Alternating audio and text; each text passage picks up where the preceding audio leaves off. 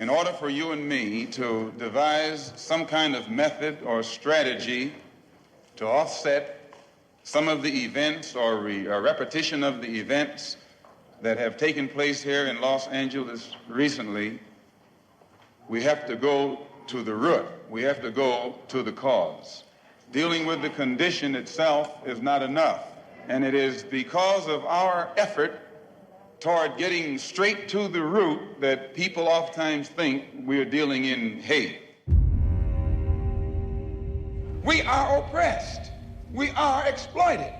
We are downtrodden. We are denied not only civil rights, but even human rights. So the only way we're going to get some of this oppression and exploitation away from us or aside from us is come together against the common enemy. Who taught you to hate the texture of your hair? Who taught you to hate the color of your skin to such extent that you bleach to get like the white man? Who taught you to hate the shape of your nose and the shape of your lips? Who taught you to hate yourself from the top of your head to the soles of your feet? Who taught you to hate your own kind? Who taught you to hate the race that you belong to? So much so that you don't want to be around each other. No, before you come asking Mr. Muhammad, does he teach hate, you should ask yourself, who taught you to hate being what God gave you? Ladies and gentlemen, thank you for listening. Thank you for downloading. And thank you for subscribing to the latest edition of the 12 Kyle podcast. I'm 12 Kyle. Check this out. On this podcast, what I'm going to do is I'm going to talk about someone from history, Black history. At the time of this recording, it is Black History Month. And if you've been following along with the podcast, I said that, this month I was going to do something different in each podcast that I produced. It would be highlighting Black excellence in honor of Black History Month. And so on this particular podcast, what I'm going to do is talk about Black history, a figure in Black history, the one and only Malcolm X. Now, for some of you, you may not know a lot about Malcolm X. And for others, you may know a lot. And even for someone like me, surprisingly enough, I went a huge part of my life knowing very little about Malcolm X. Just to give you a little background, as many of you know, or maybe you don't know, I grew up in South Carolina, Florence, South Carolina. Went to predominantly Black middle schools, predominantly Black elementary school, predominantly Black high school. And one thing that was common when I was in school was, when they did recognize Black History Month, it seemed to me that the conversation always was around the same people, the same historic figures of, our history. Martin Luther King, Harriet Tubman, Sojourner Truth, Thurgood Marshall, any Black figure in history, we heard about them, but, it wasn't like Frederick Douglass, can't forget him. And that's just to name a few. We heard about quite a few of them, and they would talk about them, and the conversations would be relatively brief. But I mean, Martin Luther King was, obviously the one that struck the biggest accord. And, people talked about, our teachers would talk about, what he did in history, and he, they'd play the I Have a Dream speech, and, they talk about, his place in history and what he did and, what he wanted for black and brown people. And that was all fine and good. And, they always, yeah, Dr. King was assassinated on such and such, such and such. They just, it really covered over the fact that, Martin was, gunned down and killed, and his dealings with the CIA and the United States government. But that's another story for another day. However, again, black elementary school, black middle school, black high school, the one figure who never got talked about or was never mentioned was a guy by the name of Malcolm Little. Malcolm Little, who would later become Malcolm X, was someone that, public schools, if you will, tried to erase, at least where it was when I grew up in the 80s and, into the 90s. There was no talk about Malcolm X. The talk really came about Malcolm X when Spike Lee made his movie called X. And by that time, I think I was in college. I was in college by then. But nobody talked about Malcolm X. And I find it fascinating that looking back over my, elementary and middle school and high school years that, he never got mentioned. There was never any education about Malcolm X. And that kind of speaks to the larger concept of you really can't expect public schools to just be the only teachers of your children. If you expect public schools to teach your children only, then you've lost the race. You have to teach your children more as well. And so I grew up in a household with my parents, and my parents stayed together until I was like 13, and then they got divorced. But, my dad always and still has remained a constant in my life. And it wasn't until I was a teenager that he introduced me to Malcolm X and some of his teachings and his ideology. And, I kind of gravitated toward it. Malcolm X was, in a lot of ways, I've seen him being described as the American dream. He was the American dream, whether or not America wanted him to be the dream or not. And it's well documented. Malcolm overcame a drug addiction and a life of crime to become, one of the pioneers and one of our country's most forthright civil rights leader. I'm getting tongue tied here. Sorry. Forthright civil rights leaders. And he was definitely a champion and a champion of change for the 20th century. I think that goes without saying. Like I said, he turned from a life of crime. He was in prison in Massachusetts, I think, and he converted to Islam. He was doing a 6-year sentence for burglary in Massachusetts, and just I think 2 years after his release from prison in 1952, he became a minister in the Nation of Islam in one of the temples in Boston. And from there, he moved to New York. But yeah, that's who Malcolm was. He was someone who came from nothing and became one of the most iconic figures of the civil rights movement. But when people think of civil rights movement, they always think of Dr. King, and rightfully so. But Malcolm X was that guy. And in 1957, Malcolm X founded the Nation of Islam's newspaper, Muhammad Speaks. Now, this paper, even to this day, remains one of the lasting legacies of Malcolm X.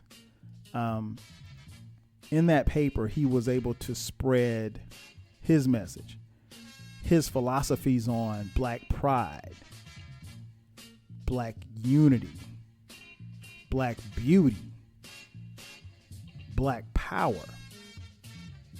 He was able to spread that widely across the country.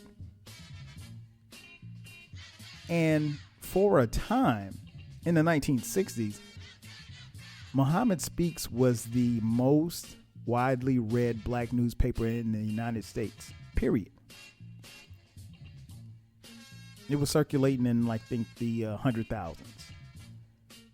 And that was saying a lot, given the fact of it was coming from Malcolm X. Because everybody didn't view him the same. Malcolm was often painted by the white media as someone who was a revolutionist, someone who was, a segregationist. He was anti-white. He really wasn't. He was just pro-black. He was about his people. And he never condoned any violence. He didn't, incite violence. He did not tell the people that followed him, hey, go fight and kill the white man. No, but what he wanted to do was, and it was in his message, was to take care of your own. And then if anyone stopped you from doing that, you had the right to defend yourself. And that's what he did. And that's what he preached. Well, the Muslims who have accepted the religion of Islam and follow the religious guidance of the Honorable Elijah Muhammad have never bombed any churches, have never murdered any little girls, as was done in Birmingham, have never lynched anybody, have never at any time been guilty of initiating any aggressive acts of violence during the entire 33 years or more that the Honorable Elijah Muhammad has been teaching us. The charge of violence against us actually stems from the guilt complex that exists in the conscious and subconscious minds of most white people in this country. They know that they've been violent in their brutality against Negroes. And they feel that someday the Negro is going to wake up and try and do unto them as they have do unto the whites as the whites have done unto us. We aren't a violent group. We are taught by the Honorable Elijah Muhammad to obey the law, to respect everyone who respects us. We're taught to display courtesy, to be polite. But we're also taught that at any time anyone in any way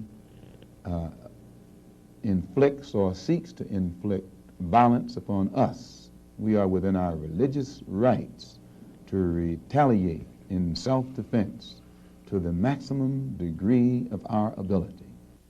Malcolm's theories over the years became a blueprint for the Black Power movements of the 60s and the 70s.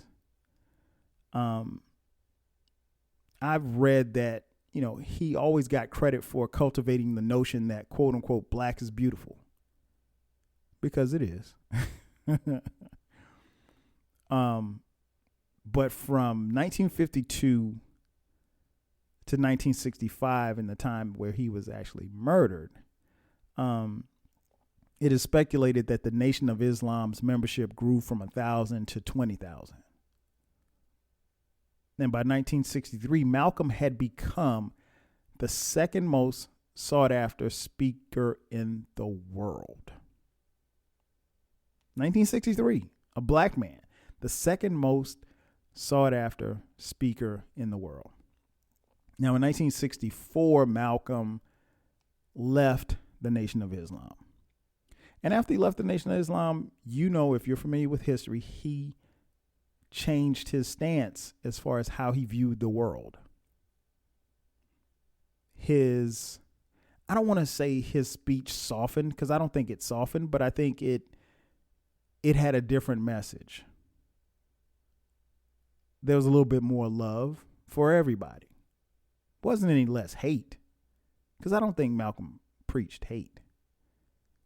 But again, his philosophies on black pride, black beauty, black power, those are some of the ideals that trickled down to my father, and subsequently he gave them to me.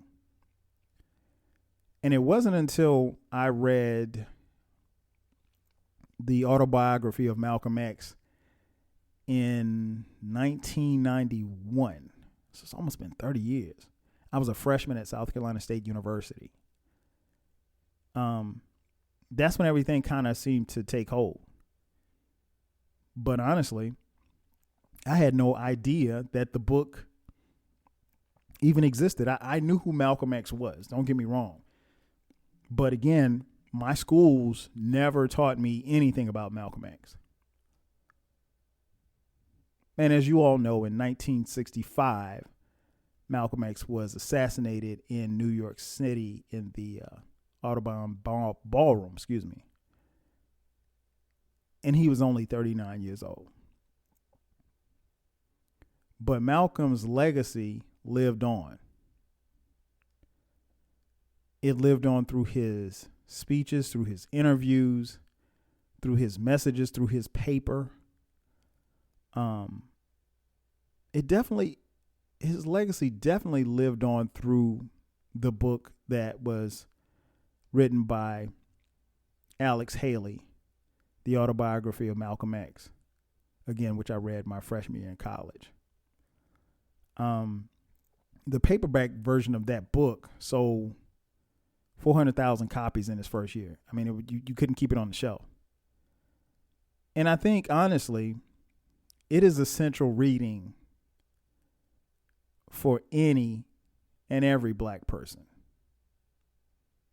I mean, you don't have to be black to read it, but I think it is very essential reading. It is something that, much like what my father did for me, I've introduced it to my sons. And I never tell them like, hey, you need to read this. You need to think like this. No, when you read something, that's the beauty of reading a passage. Everybody is subject to everyone else's interpretation. So what you take from Malcolm and what I take from Malcolm may be two different things. But no, I didn't see someone who hated somebody. I saw someone who had a tremendous amount of love and respect for not only himself, but his people. And as I mentioned, I think it was 1992 when Spike Lee's movie X came out, which was a adaptation of the autobiography. And when that movie came out, it reignited the ideas and the structure and the beliefs of Malcolm X. I remember going to the movies and seeing it. I went with my girlfriend, and I went to the midnight showing. Keep in mind, this movie is 3 hours long. And given the fact that I had read the book,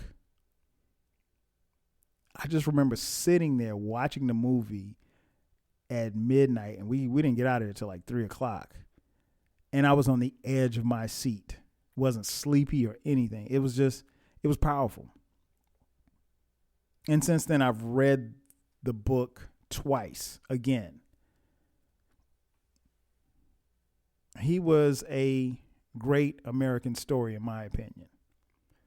One of my favorite quotes from Malcolm, one of my all-time favorite quotes of all of the things that he said, and I quote, "If you don't stand for something, you will fall for anything." Close quote. And honestly, that quote is just as relevant as it was back then as it is today. And so I often wonder, how is it that Malcolm wasn't recognized the way that he should have been when it comes to the leaders of this country and in the history of this country never gets mentioned. Why is that? How does that happen? In the civil rights movement, nonetheless. He and Dr. King didn't see eye to eye. I mean, that was